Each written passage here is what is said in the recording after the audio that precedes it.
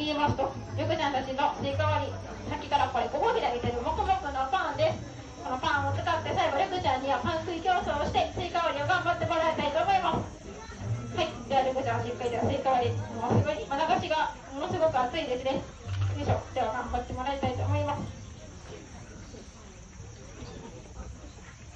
しっかりとはスイカ割りバッチリ頑張ってくれるでしょうか。はい、どうぞ頑張って頑張れ頑張れ頑張れ。